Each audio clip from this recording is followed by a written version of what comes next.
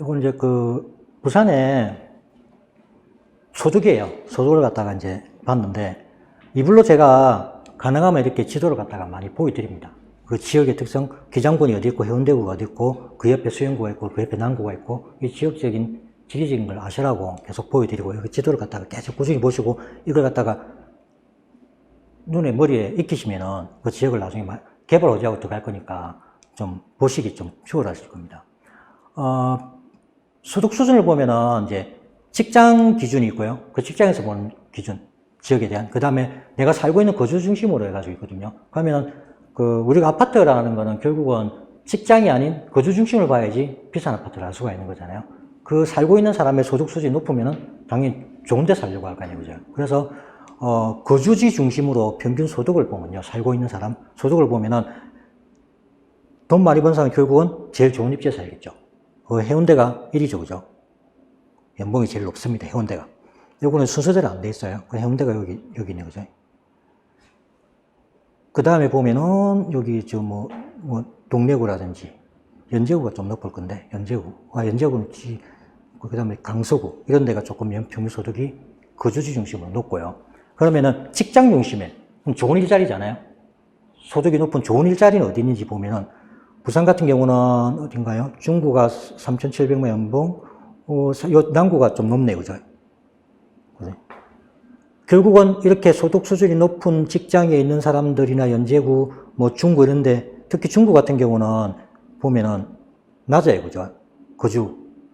이쪽에서 직장으로 돈을 많이 버는 사람들은 중구 그 동네에 안 살고 해운대나 좋은 동네 산다는 의미라고 보면 되겠죠. 그럼 그 동네가 비싼 동네다. 서울도 똑같아요. 강남이 최고 비싸요. 근데 강남 거주 직장 중심으로 보면 높지 않아요. 한 3천, 4천 대대? 3천 정도밖에 안 되는데, 거주지 중심으로 갖는 건 7층이 넘어가거든요. 그러니까 거주지 사는 사람, 거주 지역으로 보면은 그 지역에 이제 아파트가를 갖다 어느 정도는 비례를 한다고 보시면 될 겁니다. 그래서, 잘 사는, 직장에서 돈을 많이 버는 사람들은 좋은 지역에 가서 산다라고 보시면 되니까, 요걸 거주지 중심으로 보시면은 그 지역의 어느 지역의 아파트가 비싼지 알 수가 있습니다. 그래서 차트로 해본 거예요. 그래서 거주지 중심으로 순서대로 나열한 거거든요. 그래서 해운대가 가장 비싸고요. 연봉이 제일 높아요. 사는 사람들 연봉이. 그 다음에 강서구, 남구, 동래구, 금정구 비슷하게 가죠. 빨강이 점이 있는 게 직장이거든요.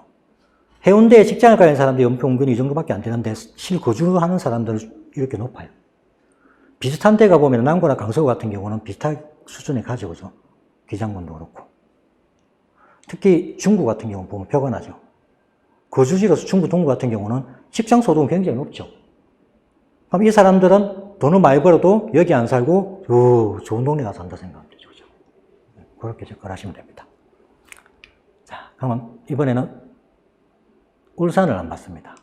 울산도 똑같은 개념으로 보면은 대구 높은 데가 울산이 평균 소득이, 직장 소득이 전국에서 최고죠. 그죠? 최고 높아요. 서울보다 높아요. 보면은 거주지로 보면은 최고 높은 데가 이제 빨갛게 되어 있는 데가 4,500 이상이 빨간색이거든요. 부산은 빨간색 없어요. 저쪽에서 없어요. 울산 소득 훨씬 높아요. 그래 봤을 때는 울산 같은 경우는 북구나 남구가 굉장히 그죠.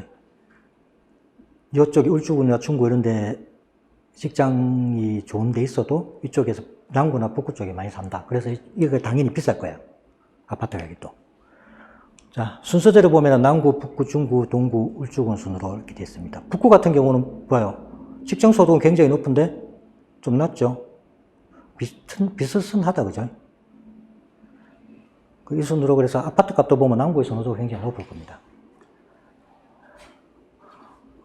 경남이에요, 이번에는.